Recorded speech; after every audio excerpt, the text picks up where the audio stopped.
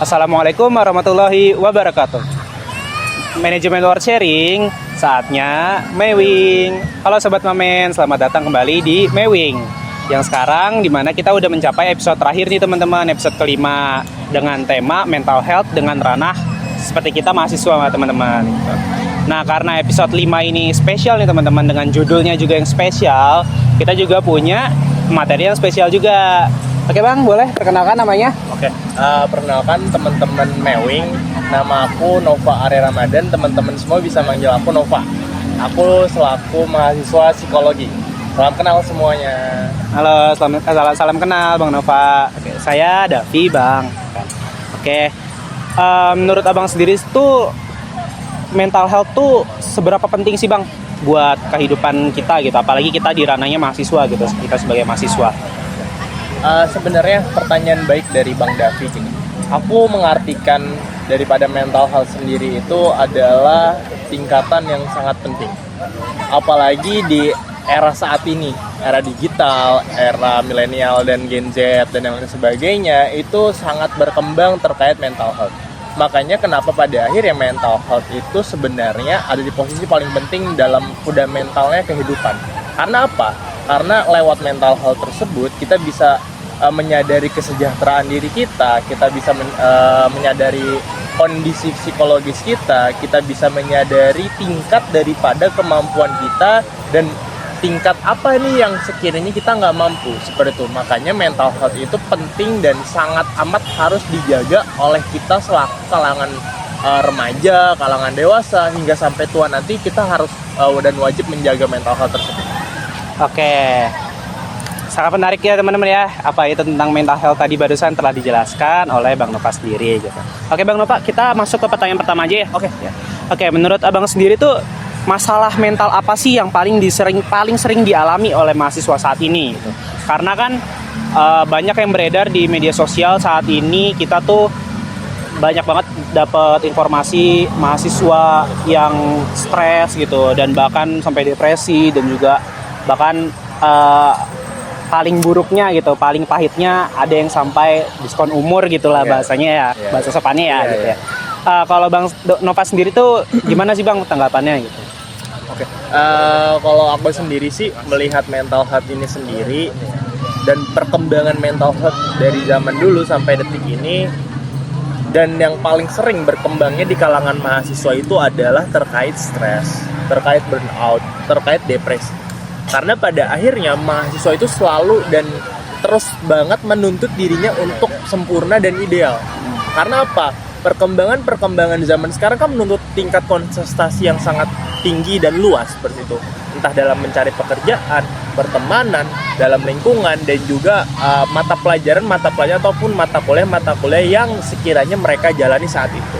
Makanya kenapa banyak sampai detik ini kalangan terutama mahasiswa ya, khususnya mahasiswa itu mengalami stres akademik atau burnout, atau sampai yang paling parahnya itu adalah depresi. Karena mereka itu sebenarnya, aku bilang, belum bisa mengenali, belum bisa mengendalikan dirinya secara baik dan secara tepat seperti itu.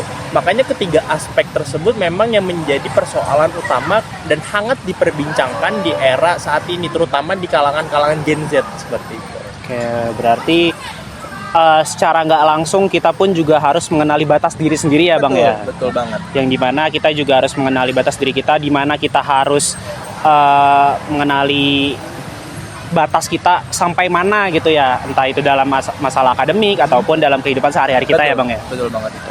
Oke, kita lanjut ke pertanyaan kedua ya Bang ya.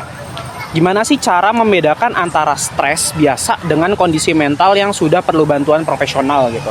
Karena kan seperti tadi ya tentang batas diri gitu kan. Ada beberapa kan yang mungkin menolak ataupun belum mengenali gitu batas diri sendiri itu sampai mana gitu. Entah bahkan sampai ada sisi negatifnya juga kan banyak tuh ya Bang ya. Kalau dari Abang sendiri tuh gimana sih Bang? Oke, aku sedikit nge-disclaimer terlebih dahulu. Ketika kita berbicara mental, itu sama halnya ketika kita menanam pohon. Itu harus kita pupuk, harus kita rawat, harus kita jaga, harus kita siram. Makanya kenapa pada akhirnya kita harus bisa untuk mengenali diri kita sendiri. Seperti itu. Nah persoalannya, seringkali orang yang terkena ataupun yang tidak bisa mengontrol dirinya dengan baik atau tidak bisa mengontrol kesehatan mental dengan tepat dan baik itu mengalami gangguan-gangguan yang kita sebut gangguan psikologis. Seperti itu. Makanya ada orang yang sekiranya itu dikategorikan mengalami gangguan psikologis dan butuh kepada penanganan profesional ataupun psikolog dan yang lain sebagainya seperti itu. Nah, untuk membedakannya sebenarnya mudahnya dengan pakai bahasa mudah dan pakai bahasa aku sendiri ya. Aku mengkategorikannya itu ketika orang mengidap masalah gangguan ataupun stres seperti yang tadi Abang sampaikan, belum tentu orang tersebut tuh wajib ataupun diharuskan untuk kepada tenaga profesional seperti itu.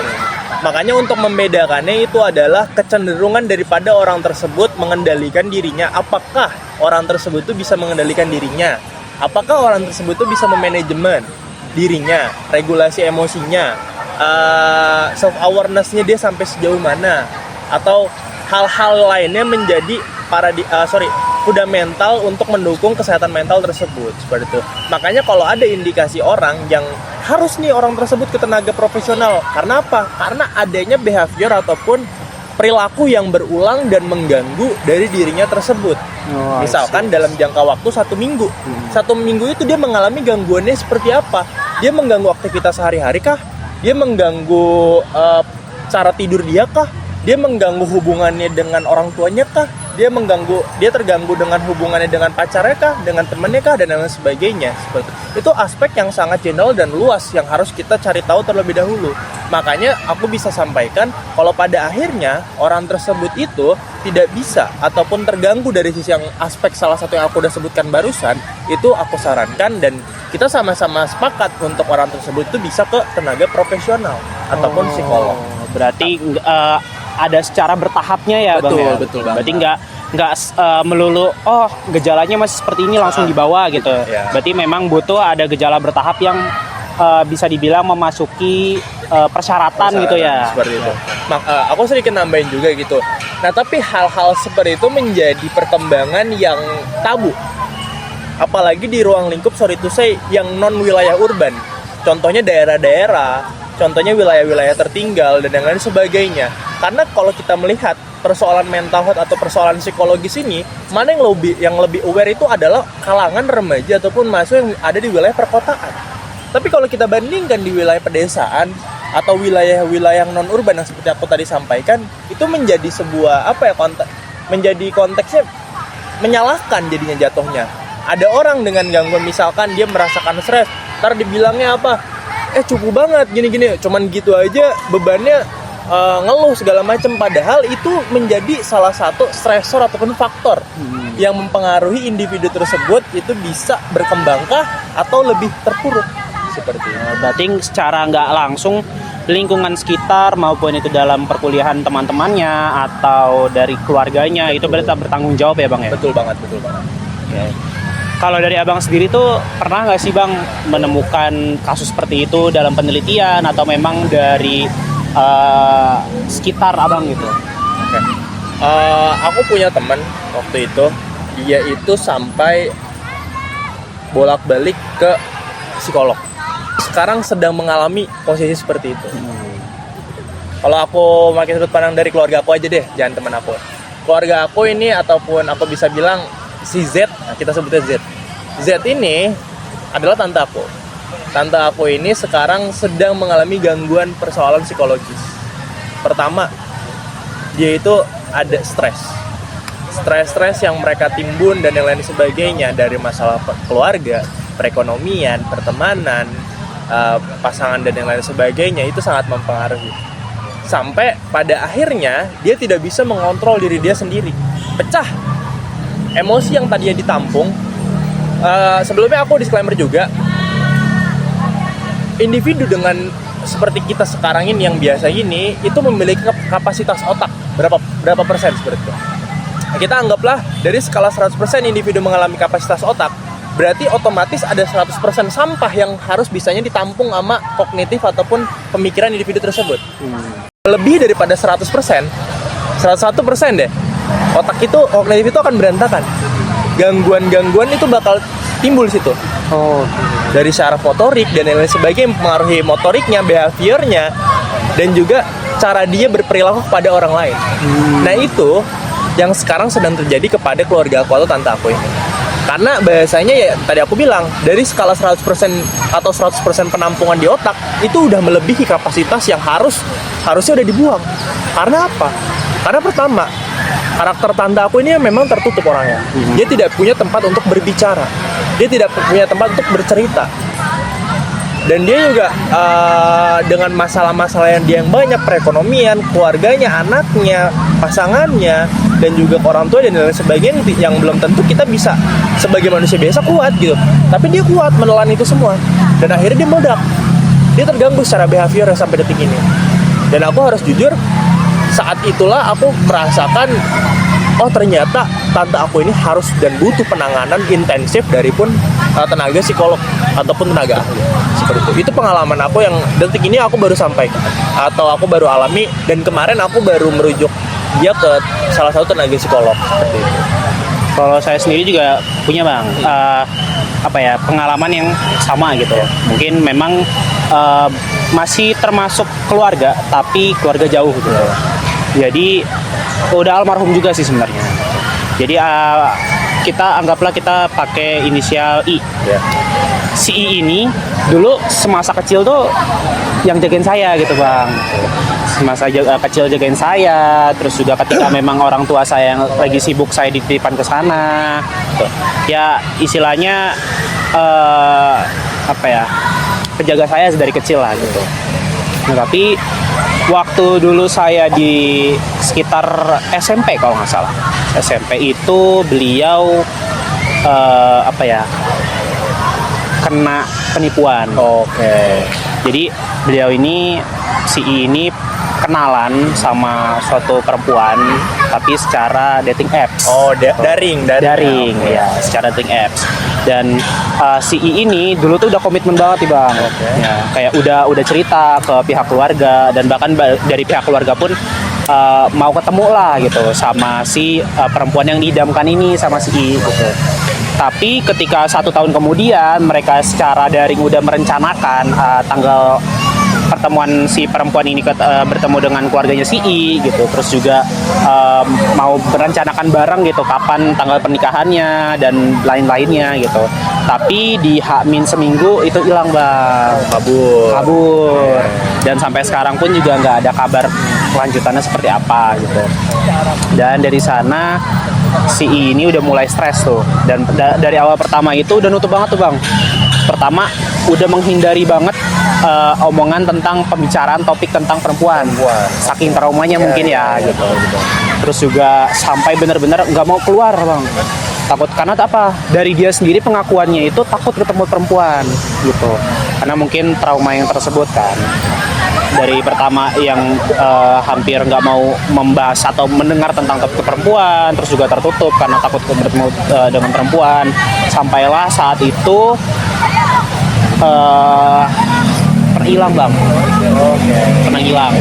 Dan itu ngilangnya pun tanpa sepengetahuan keluarganya sendiri gitu. Dan ditemukan waktu itu kecelakaan, serempet kendaraan gitu. Dan dari sana sebelumnya tuh memang benar-benar apapun yang dia lihat gitu, ada tentang gambaran seorang lawan jenis gitu, perempuan, itu pun sampai dihancurkan gitu.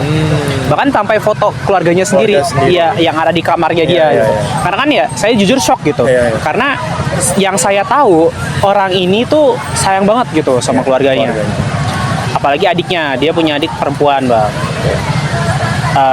Dari saya sendiri tuh ngerasa kayak sulit aja gitu percaya gitu, kayak padahal si I ini tuh orang penyayang gitu, apalagi sama adiknya sendiri yang perempuan, sampai menghindari banget, sampai adiknya sendiri dihindari gitu. Kira-kira tuh dari abang tuh tanggapannya gimana sih, kayak apa memang hal itu normalkah atau memang seperti apa tuh bang? Oke. Sebelumnya aku disclaimer juga, di saat aku nggak mau mendiagnos karena memang ranah aku bukan ke arah sana, itu ranah tenaga profesional, tapi aku akan memakai pandangan dan argumen dari aku pribadi. Dari gitu. Untuk menanggapi cerita dari abang, aku melihat bahwa adanya rasa keterpukulan Karena memang pada akhirnya ada stimulus negatif yang masuk kepada individu tersebut. Apa stimulusnya, berupa apa? Peninggalan ataupun ditinggalkannya orang tersebut ataupun saudara abang sendiri itu oleh perempuan. Nah, itu menjadi pukulan terbesar, pukulan telak lah bahasanya. Ibarat kalau kata ditunjuk, dia udah di uppercut terus KO. Dia susah bangkitnya. Kalau emang pun dia bangkit, tapi dia terhuyung-huyung. Nah, itu mungkin yang terjadi di persoalan saudara kamu itu gitu. Karena pada akhirnya ketika teman-teman semua di sini pernah mengalami stimulus-stimulus negatif ataupun stresor rangsangan-rangsangan yang sekiranya teman-teman nggak mau alami. Contoh, teman-teman siapa sih yang mau jatuh, siapa sih yang mau kecelakaan, siapa sih yang mau dijambret dan lain sebagainya, nggak ada kan? Nah, ketika teman-teman semua mengalami hal tersebut, itu menjadi sebuah stimulus negatif. Karena ada anggapan pada akhirnya teman-teman menyalahkan, teman-teman pada akhirnya terpukul. Misalkan ada namanya orang yang sekiranya itu bisa dibilang dia itu memang kuat dan lain sebagainya, tapi itu bukannya beranggapan bahwa mental dia itu lebih kuat seperti itu. Makanya hal-hal seperti stimulus, rangsangan, stresor dan yang lain sebagainya itu yang bagi saya itu menjadi kunci utama untuk mendukung mental health ataupun kesehatan mental yang akan adaptif, akan positif dan lebih baik dibandingkan sebelumnya. Maka dari itu, kalau aku bisa respon sedikit dari saudara kamu itu ya memang tantangan terbesarnya itu, stresor paling utamanya itu ya aku bisa bilang ya salah satunya perempuan tadi. Karena ditipunya, ditinggalkannya, karena saudara kamu itu udah bergantung lah bahasanya, ya kan? Udah bergantung, udah cinta lah bahasa, udah cinta mati ya kan, kayak gitu. Maka dari itu akhirnya dia ditinggalkan, terpuruk dia, hancur. Karena sekiranya dia udah punya ekspektasi tinggi nih terhadap seseorang tersebut. Dia udah punya gambaran, gagasan secara luas, segala macam, tapi pada akhirnya dia menghilang. Itu menjadi pukulan telak bagi diri seperti itu. Berarti memang benar-benar dari lingkungan, dari hidup kita sendiri itu sangat ini ya bang ya, rancu ya. Sangat banget. Karena kalau kita ngomongin manusia itu lebih ke arah dinamis. Lingkungan juga dinamis. Kita nggak bisa mengatur lingkungan. Tapi kalau kita tidak bisa menjaga diri kita, lingkungan akan mencampuri urusan kita. Begitu. Makanya lingkungan adalah salah satu faktor penting. Kalau aku boleh sedikit bridging juga, kalau ketika kita ngomongin psikologi pertumbuhan ataupun psikologi perkembangan anak, pada akhirnya ketika kita ingin memiliki ataupun berekspektasi terhadap seorang individu, maka ya paling sering banget dilihat itu adalah faktor lingkungannya. Bagaimana cara pola asuh dia, bagaimana cara pola asuh keluarganya, bagaimana cara lingkungan mengadaptasikan dia, mengasuh dia dan lain sebagainya, segala macam. Makanya aku rasa faktor-faktor pertumbuhan dari pola asuh, lingkungan dan lain sebagainya itu menjadi paradigma ataupun hal fundamental yang paling penting harus dimiliki oleh individu. Maka dari itu, agar terciptanya hubungan yang sehat, agar terciptanya kondisi kepribadian yang sehat, maka harus juga terciptanya pola asuh yang baik, pola asuh yang tepat, kepribadian yang baik, kepribadian yang tepat, lingkungan yang baik, lingkungan yang tepat. Mungkin kita agak menggeser sebentar ya bang. Sedikit dulu itu kan ada suatu kutipan ya, laki-laki tidak bercerita gitu. Untuk dari abang sendiri tuh setuju nggak sih? Oke, ini menarik sebenarnya ketika kita berbicara laki-laki. Lelaki itu sebenarnya aku kasih statement dulu yang aku pelajari. Lelaki itu punya sisi feminis, teman-teman semua. Tapi di samping itu, laki-laki itu pengen merasa superior dibandingkan orang-orang ataupun individu perempuan. Aku lupa lawan kata feminis apa ya, aku lupa. Maskulin. Laki-laki itu lebih sering ingin terlihat maskulin di depan perempuan. Karena pada akhirnya adanya hierarki ataupun tuntutan ataupun paradigma yang diwariskan, cara berpikir yang diwariskan dari zaman dahulu bahwa laki-laki itu harus selalu kuat, bahwa laki-laki itu nggak boleh cerita. Nah, ya kan? Betul. Makanya sebenarnya aku bilang semua orang punya sisi maskulin, punya sisi feminim. Even itu perempuan tuh pasti punya sisi maskulinitas. Contoh, mungkin aku sedikit bilang ada yang namanya inner child, misalkan laki-laki ketika ketemu perempuan yang tepat, laki-laki tersebut merasa wah inner child keluar, dia main mobil-mobilan, dia main apa segala macam. Itu sebenarnya sisi feminis yang dimiliki oleh seorang laki-laki. Oh, I see. Sisi maskulinnya adalah ketika pada akhirnya perempuan tersebut dilindungi, misalkan dipayungin, misalkan digendong, misalkan event itu dibayarin makan, itu sisi maskulinitas seorang laki-laki. Oke. Tapi laki-laki itu seringkali terjebak di tuntutan yang sebenarnya tidak dihadirkan oleh perempuan. Perempuan nggak pernah meminta sebenarnya, tapi laki-laki itu menganggap itu adalah sebuah kewajiban. Makanya seringkali timbul dialog ataupun di ruang-ruang diskusi psikologi, laki-laki itu sebenarnya perlu bercerita, bukan hal yang tidak lumrah sebenarnya. Toh yang punya pikiran kan laki-laki, perempuan punya pikiran semua. Iya, betul. Laki-laki punya otak, perempuan punya otak. Laki-laki punya kognitif, perempuan punya kognitif, dan lain sebagainya. Maka dari itu nggak ada yang namanya perbedaan antar gender. Semua hak yang dimiliki oleh perempuan maka berhak dimiliki oleh laki-laki. Perempuan lebih suka gosip, sering gibah dan lain sebagainya. Nggak menutup kemungkinan laki-laki juga perlu itu. Iya, betul. Untuk merich out otaknya, dan aku bisa bilang, aku nyebutnya meriset otaknya biar lebih fresh lagi aja gitu. Makanya kecenderungan orang laki-laki itu lebih banyak sedihnya, lebih banyak stresnya, lebih banyak kesalnya dan lain sebagainya. Sehingga kalau di sini teman-teman sobat miwing punya pacar nih, misalkan yang perempuan terutama punya pacar, terus tiba-tiba laki-laki misalkan teman-teman gangguin nih, pacarnya teman-teman gangguin, dia tiba-tiba meledak, dia tiba-tiba marah, apaan sih kamu gini-gini segala macam. Nah teman-teman jangan nyalahin dia, teman-teman tanya kenapa dia bisa seperti itu. Mungkin banyak persoalan yang dipendam. Oh, I see. Makanya seringkali komunikasi menjadi pola interaktif yang harus dimiliki oleh suatu pasangan. Penting banget itu ya. Penting banget. Kadang-kala kan, maaf ini ya perempuan semua, kadang-kala kan perempuan maunya dimengerti semuanya. Benar ya Bang? Iya. Kadang-kala pengennya dimengerti nih, pengennya kayak aku nggak mood gini-gini. Ya udah kita jalan yuk, misalkan beli ricis. Nggak apa-apa nyebut merek kan, nggak apa-apa. Oke, sorry. Misalkan ke Dufan dan lain sebagainya. Tapi ketika laki-laki bad mood, apaan sih, udah diem dulu apa, aku lagi bad mood. Lah dia lebih bisa marah jadi singa kan perempuannya. Ya benar nggak? Betul. Benar. Makanya di situ laki-laki lebih memilih lebih banyak diam dibandingkan untuk berbicara dan bercerita. Sebenarnya gitu siklusnya ya. Oke, kita masuk ke pertanyaan ketiga, Bang. Apa sih pengaruh tugas, organisasi, tuntutan akademik terhadap kesehatan mental mahasiswa itu sendiri gitu? Aku bisa bilang itu sangat berpengaruh. Karena apa?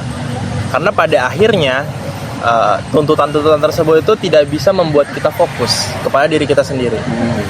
Ketika teman-teman, contoh gini, ketika teman-teman lagi asik nugas, lagi asik berorganisasi, lagi asik segala macam terkait kuliahnya, seberapa sering teman-teman mentingin diri teman-teman dulu deh. Event itu makan, pentingin nggak? Penting kan? Maka dari itu seringkali mahasiswa tuh lupa. Kenapa dia lupa? Karena dia tuh terlalu lagi di posisi yang ada flow itu dimana kondisi seseorang itu asik ataupun nggak bisa bahasanya tergoyahkan dari faktor-faktor eksternal, contohnya bisa makan dan lain sebagainya. Kalau teman-teman berorganisasi, kalau teman-teman misalkan lagi nugas, seringkali misalkan teman-teman bisa 5 jam nonstop megang laptop, megang HP dan lain sebagainya, itu teman-teman lagi di kondisi flow namanya.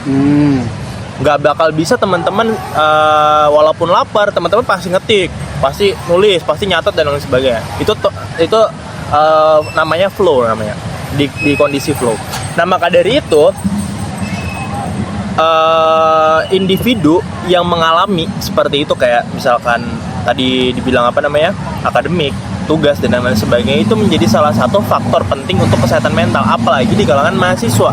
Karena yang paling pertama itu adalah pastinya ada waktu yang diambil daripada keseharian teman-teman. Ketika teman-teman berorganisasi yang harusnya waktu itu dibuat istirahat dan berorganisasi, otomatis kan keambil waktu istirahatnya. Harusnya waktunya pulang mandi, tapi teman-teman rapat. Tapi teman-teman ngerjain tugas dan lain sebagainya. Maka dari itu adanya perlunya manajemen ataupun waktu ataupun meregulasi diri dengan baik. Nah, di situ peranannya. Teman-teman harus bisa membedakan mana skala prioritas teman-teman, mana skala prioritas yang lain, mana skala pendukungnya. Makanya kalau teman-teman pernah dengar, harus cintai diri sendiri. Sebelum mementingkan orang, pentingkanlah diri sendiri. Sebelum mentingin waktu orang, pentingin waktu diri sendiri. Untuk menciptakan insan dengan kesehatan mental yang positif dan baik, seperti itu. Kalau dari kita diri pun kita juga positif, ya bisa jadi positif kita tuh menular gitu ya, betul, Bang ya, betul. Orang tersebut. Berarti memang yang harus dibenahi itu dari diri kita sendiri gitu ya, sebelum kita membenahi orang lain gitu ya. Berarti skala prioritas dari diri sendiri dan manajemen waktu ya. Ya. Kalau dari Abang sendiri tuh gimana sih Bang, kayak buat membuat skala prioritas tersebut gitu, buat dari diri sendiri nih, bahkan dari kita diri sendiri pun ada yang ketika kan yang namanya punya ego ya gitu. Ada yang beberapa kayak ego kita tuh menolak untuk memahami dari kita sendiri gitu. Itu buat cara mengatasi itu gimana sih Bang, biar kita bisa membuat skala prioritas bagi diri kita sendiri gitu. Dalam teori yang psikoanalisis itu ada id, ego, superego. Kalau teman-teman pernah dengar, id, ego, superego. Ada hawa nafsu, dorongan, ego sebagai pembatas, ya superego sebagai penengah dan lain sebagainya. Kalau teman-teman paham terkait hawa nafsu apa? Hawa nafsu bukan yang enggak ya, tapi hawa nafsu misalkan banyak rakus, makan, ada yang lain-lain, itu hawa nafsu, itu id. Nah, untuk menentukannya, kalau aku memakai pandangan dia, psikoanalisis, aku harus tahu dulu nih, dalam waktu dekat, dalam waktu berapa hari ke depan, sekiranya aku butuh apa? Sekiranya kita sebagai individu itu butuh apa? Sekiranya kita mau ngapain? Nah, lewat daripada hal tersebut, aku mempunyai misalkan buku kecil sebagai tanda aku mencatat. Aku di hari ini harus ngapain? Aku di hari esok harus ngapain? Aku di 3 hari kemudian harus ngapain? Nah, kalau teman-teman itu sudah bisa memposisikan diri teman-teman seperti itu dan mencatat. Kalau teman-teman boleh pakai cara yang lain silakan. Kalau aku pakai cara mencatat. Aku ada buku kecil. Misalkan di jam ini aku harus makan, di jam ini aku harus istirahat. Nah, mau nggak mau teman-teman itu harus wajib untuk bisa melakukan itu semua. Kalau enggak, teman-teman bisa mempunishment. Misalkan kalau teman-teman gagal melakukan hal tersebut, teman-teman bilang ke diri teman-teman, aku gagal ini berarti nggak boleh jajan nih, misalkan kayak gitu. Tapi kalau aku berhasil melakukannya, aku boleh beli yang aku mau. Ya kan, seperti itu. Makanya ada rasa dorongan kebanggaan tersendiri, ada pride yang timbul. Itu namanya pengkondisian operan kalau nggak salah. Itu teorinya aku lupa. Ya pokoknya ada yang namanya punishment, ada yang namanya pengkondisian operan. Jadi kalau teman-teman ingin merubah perilaku teman-teman semua, teman-teman harus bisa memberikan pride ataupun memberikan hadiah ataupun memberikan penguatan kepada diri teman-teman semua. Kalau teman-teman gagal, berikan diri teman-teman punishment dengan contoh yang tadi aku bilang, nggak boleh jajan, nggak boleh keluar, uangnya ditaruh di mamahnya atau di papahnya, seperti itu. Kuncinya adalah konsisten ya, Bang? Konsisten, betul. Nah, konsisten itu kan sulit ya, apalagi buat orang yang dewasa dan yang biasa sudah melakukan banyak tugas dan secara profesional lah gitu ya. Itu kan konsisten masih tetap sulit ya, karena lawan kita tuh ego kita sendiri kan. Betul banget. Oke, kita lanjut ke pertanyaan selanjutnya nih, Bang. Seberapa penting sih lingkungan pertemanan dalam menjaga kesabaran mental mahasiswa gitu? Soalnya kan ada beberapa yang memiliki pertemanan yang toksik sampai bahkan nggak peduli sama keadaan orang ini gitu. Yang penting kita main gitu. Nggak pernah mementingkan suatu kondisi orang tersebut gitu. Oke. Aku pengen pesan ke Sobat Miwing, kalau Sobat Miwing terjebak kepada lingkungan yang toksik, pertemanan yang toksik, tinggalkan. Kenapa aku bisa bilang tinggalkan? Karena itu membatasi diri teman-teman semua. Misalkan, contoh, aku kasih gambaran sedikit gitu. Ada 4 individu perempuan. Yang satunya tukang ngomongin, si A, si B, si C. Yang satunya dia tukang main, ini dan lain sebagainya. Itu kan ada suatu pola yang berulang daripada si pertemanan tersebut yang sekiranya itu bisa kita anggap itu toksik. Karena pada akhirnya orang tersebut membicarakan orang ini membicarakan orang ini dan lain sebagainya. Kalau pada akhirnya teman-teman selalu terjebak pada pertemanan seperti itu, maka teman-teman nggak akan bisa bangkit. Teman-teman akan merasa diri teman-teman itu salah, karena orang-orang seperti itu lebih cenderung bisa menyalahkan. Orang-orang di lingkungan seperti itu, yang orangnya dalam tanda kutip seperti itu, dia itu pintar untuk menyalahkan orang tersebut. Dan itu membuat teman-teman hancur secara perlahan. Teman-teman bisa sedih, bisa terpuruk, bisa mengurung diri, dan yang sebagainya. Makanya ketika teman-teman salah pilih jalan, teman-teman atau salah pilih lingkungan pertemanan, teman-teman akan menyesal nantinya. Itu memang benar-benar ada. Dan aku nggak bisa menganulir hal tersebut, itu nggak akan pernah bisa terjadi dan nggak akan pernah ada gitu. Karena karakteristik daripada individu itu bermacam-macam. Dan kita tidak bisa mengendalikan hal tersebut. Maka dari itu lebih baik teman-teman untuk menghilangkan diri teman-teman daripada lingkungan tersebut. Ya nggak apa-apa, selalu sendiri pun nggak jadi masalah. Teman-teman nggak punya teman pun nggak masalah, asal diri teman-teman tuh sehat secara psikologi, secara mental tuh sehat. Tapi kalau teman-teman punya teman banyak tapi pada akhirnya lingkungannya toksik dan teman-teman tertekan, ya buat apa? Nggak bakal bahagia hidup teman-teman. Benar nggak? Betul. Berarti secara nggak langsung mengalah kepada diri kita sendiri itu suatu kemenangan ya Bang? Betul. Kadang memang harus keluar dari zona tersebut ya, dimana itu sangat berdampak banget ya, buruk apalagi kita. Karena keluar itu sebenarnya sulit. Yang udah terjebak itu sulit banget keluar. Karena bahasa gampangnya gini, lemnya udah lengket banget nih, udah dilem selengket mungkin. Jadi dia tuh pengen keluar tuh kayak, aduh, aku mampu nggak ya? Aduh, aku bisa nggak ya? Nah, berat ya. Berat banget kalau udah terjebak kayak gitu. Kita masuk ke pertanyaan selanjutnya nih Bang. Kenapa sih banyak banget mahasiswa gitu yang masih takut atau malu buat cerita tentang masalah yang ia miliki itu kepada maupun orang terdekat ataupun dalam kehidupan berkeluarganya sendiri gitu. Apalagi kan contohlah kita ambil sudut pandang sebagai seorang kepala keluarga, seorang ayah gitu. Terkadang kan seorang ayah itu nggak mau membebani keluarganya sendiri itu dengan pikiran dia gitu, dengan dia stres entah masalah dari tempat kerja ataupun dari lingkungan sekitar gitu Bang. Kalau dari Abang sendiri tanggapannya gimana sih Bang?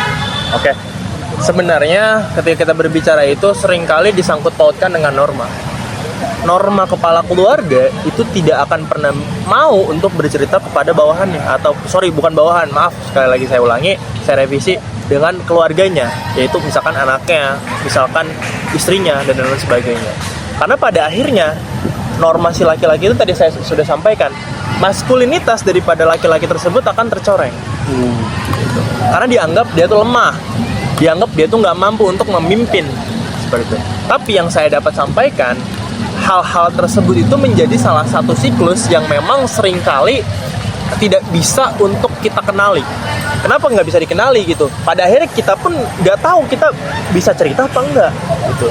Makanya hal-hal seperti itu memang sangat sulit. Apalagi yang orang yang sudah terbiasa nggak bercerita, orang yang terbiasa nggak mengeluarkan hal-hal tersebut. Tapi percaya sama aku, ketika teman-teman sedang ada beban di pikiran teman-teman, nggak masalah cerita ke orang lain tuh nggak masalah. Cerita event itu ke teman terdekat atau bahkan ke keluarga atau ke adiknya dan yang segala macam.